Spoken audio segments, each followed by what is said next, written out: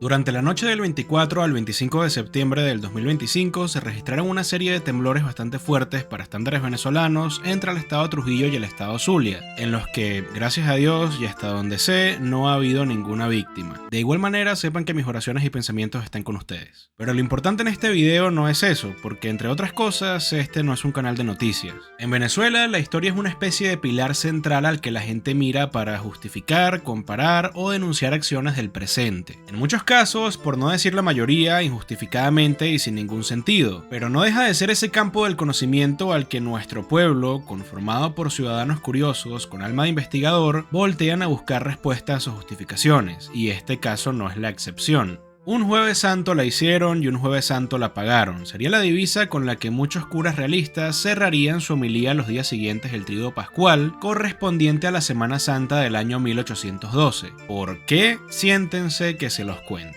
Tras una serie de eventos que ya conté en el video de la Primera República, al que, por cierto, le urge un remake más completo con la metodología que incorporé a partir del video sobre las Provincias Unidas de la Nueva Granada, los caraqueños se concentraron en la Plaza Mayor, hoy Plaza Bolívar, durante la mañana del 19 de abril de 1810. Los mantuanos se acercaron a Vicente Emparan, el nuevo capitán general, y le propusieron crear una junta de gobierno que reconociera los derechos del rey Fernando VII, que en ese momento estaba preso en Francia por Napoleón, pero desconociendo la autoridad del Consejo de Regencia, que además creían que estaba a punto de caer. El único lugar de España que era controlado por esa gente era la ciudad de Cádiz, y no por nada, porque las tropas de Napoleón querían entrar, sino porque la ciudad estaba protegida por buques británicos. Para que luego digan lo que dicen de los próceres de la independencia, que anglófilos, que traidores, ahí está su Consejo de Regencia pues. Emparan había llegado a Venezuela nombrado por la Junta Española y no tenía intenciones de darle la espalda, así que se paró, dejó a los mantuanos hablando solos y cruzó la Plaza Mayor desde la Casa del Cabildo de Caracas, hoy Casa Amarilla, con dirección a la Catedral. Pero los caraqueños lo agarraron, lo devolvieron al cabildo y desde el balcón que ustedes están viendo en esa foto le preguntó a los caraqueños si querían que él siguiera siendo el capitán general. Lo que no sabía Vicente es que detrás de él estaba el sacerdote chileno José Cortés de Madariaga, miembro de la Sociedad Patriótica fundada por Juan Germán Rocio, quien le hizo señas al pueblo para que dijera que no. Emparan renunció y se conformó la Junta Suprema de Caracas, el primer autogobierno venezolano en nombre de Fernando VII. Aún no se hablaba públicamente de independencia, aunque esas eran las intenciones de varios miembros de la Junta que también formaban parte de la Sociedad Patriótica. A la provincia de Caracas se le sumaron las provincias de Barcelona, Cumaná, Margarita, Trujillo, Mérida y Barinas, quedando del lado del rey la provincia de Maracaibo, la de Coro y la de Guayana, y por eso la bandera debe tener 7 estrellas y no 8. Rápidamente, el nuevo gobierno de Venezuela envió misiones diplomáticas a otros países con el objetivo de obtener dos cosas esenciales: reconocimiento y plata, dinero, cobre, lucas, billullo. Y es que el dinero no será lo esencial en esta vida, pero sí es necesario para hacer estas cosas que nos gustan a todos, como por ejemplo comer 3 veces al día. Estos videos los hago yo solo, invierto una cantidad considerable de tiempo a la semana para investigar, hacer los guiones, grabar, editar y traerles un video de una duración mediana por lo menos una vez a la semana. Y realmente YouTube no paga bien, así que si me quieres apoyar con una donación completamente voluntaria al mes, puedes darle al botón de unirse al canal que está justo al lado del botón de suscribirse.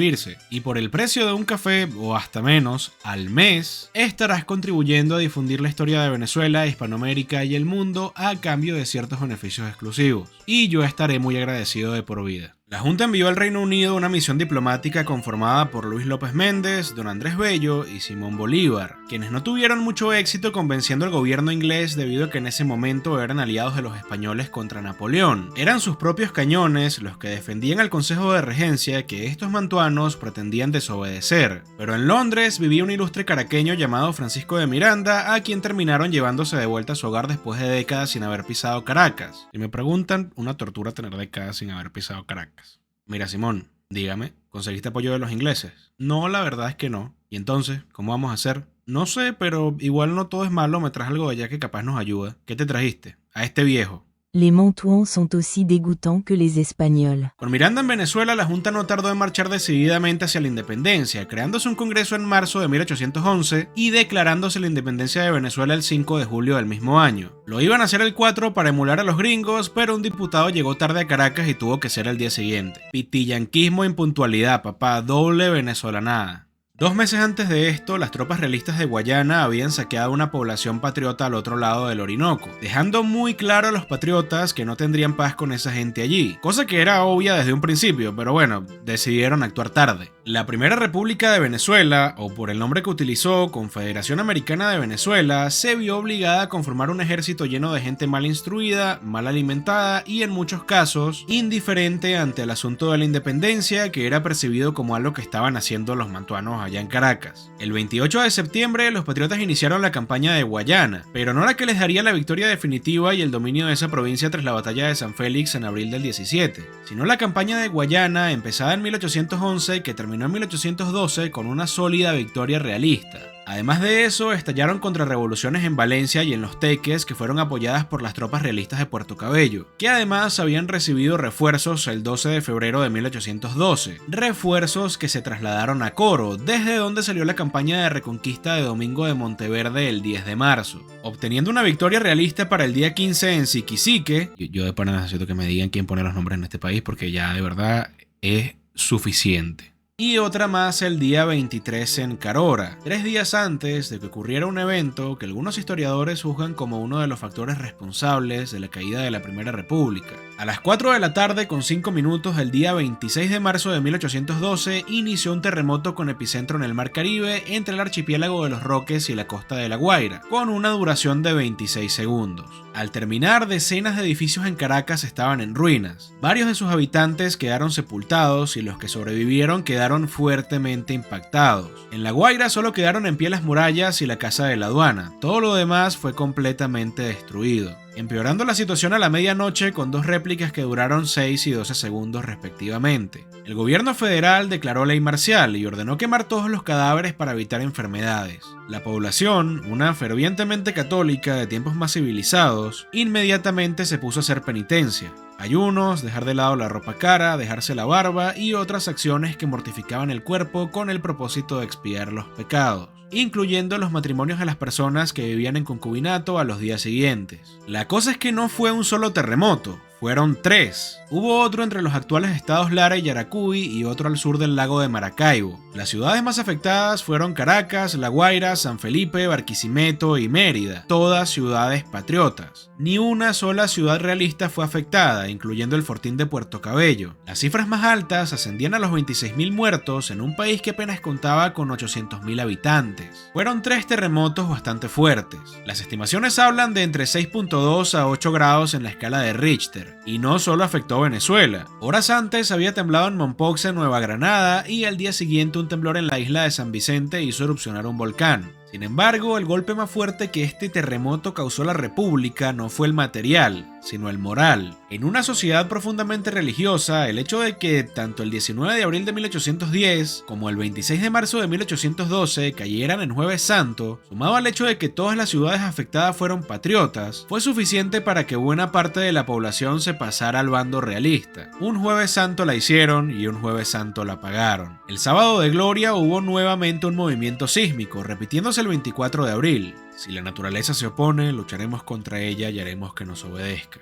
De aquí en adelante, todo fue un ascenso constante para los realistas. El 25 de abril tomaron San Carlos tras el combate de los Colorados, acercando a los realistas cada vez más a Caracas. Al día siguiente se disolvía el segundo triunvirato y Francisco de Miranda fue nombrado dictador plenipotenciario de Venezuela. El 10 de mayo cayó Valencia y el 29 de julio los patriotas consiguieron dar un único revés en la primera batalla de la Victoria. Pero tras la caída del mal armado asedio a Puerto Cabello el 6 de julio, donde Miranda se negó a enviar refuerzos a Bolívar, la República estaba perdida. Miranda había quedado arrinconado en la hacienda de San Mateo, propiedad de los Bolívar, donde finalmente capituló ante Domingo de Monteverde el 25 de julio de 1812, cayendo definitivamente la Primera República ante las tropas realistas justo el mismo día en que Caracas cumplía 245 años.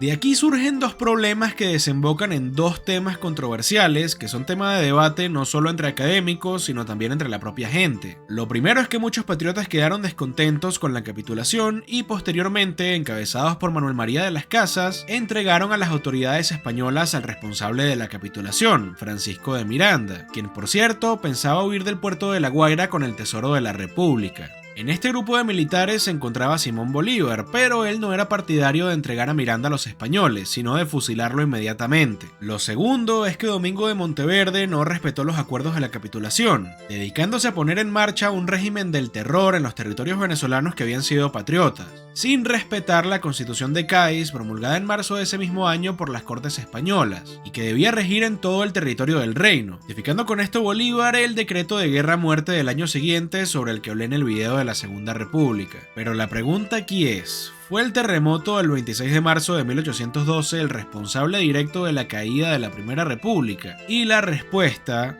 es que no. Ya hablé un poco de los motivos de la caída de la Primera República en su respectivo video, que nuevamente los invito a ver. Y Bolívar también habló sobre esto en el Manifiesto de Cartagena publicado en diciembre de 1812. Nuestra división, y no las armas españolas, nos tornó a la esclavitud. Debido a su naturaleza federal, la Confederación Americana de Venezuela enfrentó diversos problemas desde el inicio. Hubo un montón de dinero que terminó en manos de los burócratas en vez de financiar un ejército, que además no existió propiamente debido al artículo 178 de la Constitución, donde preferían organizar la defensa con milicias provinciales en vez de tener un ejército centralizado. No es que el terremoto no haya tenido nada que ver, pero tampoco es como que él mismo tumbó la Primera República, eso es absurdo. Que además era una institución que no tenía ni 2 años de haber sido fundada cuando el terremoto destruyó Caracas y otras ciudades patriotas. Sin embargo, este terremoto tiene un lugar especial en el imaginario colectivo porque no hubo antes uno igual y hasta ahora no ha vuelto a ocurrir otro de la misma magnitud, y roguémosle a Dios para que se mantenga así. Además, el terremoto coincidió justo con el inicio de la campaña realista en territorio republicano, y con la misma festividad en la que ocurrió el inicio del proceso independentista.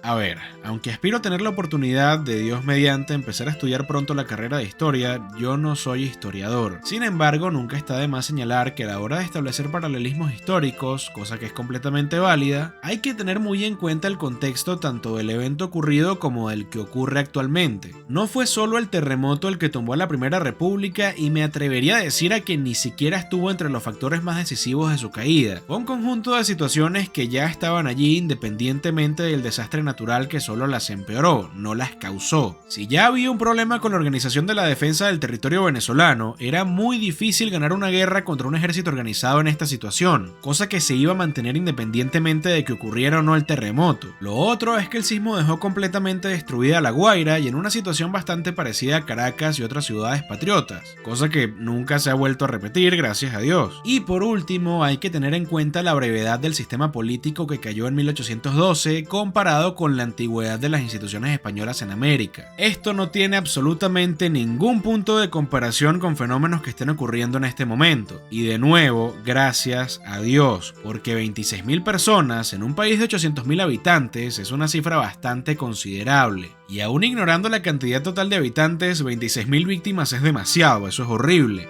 Tengan muy en cuenta el contexto de las cosas antes de ponerse a comparar y que tanto el deseo como la desesperación no sean factores que los terminen cegando. Sin nada más que añadir, si les gustó el video, por favor háganmelo saber en los comentarios y díganme de qué otro tema les gustaría que hable en el canal. Muchas gracias a los miembros del canal por hacer que todo esto sea posible. Recuerda que si no te has unido, puedes hacerlo en el botón que está por acá abajo para contar con ciertos beneficios exclusivos y ayudarme a seguir creando estos contenidos a cambio de una pequeña colaboración mensual. Dale a like para que YouTube se lo muestre a más personas, compártelo con tus amigos para que esta comunidad siga creciendo, suscríbete si aún no lo has hecho y sígueme en Twitter, Instagram, TikTok y Facebook si quieres ver más contenido como este.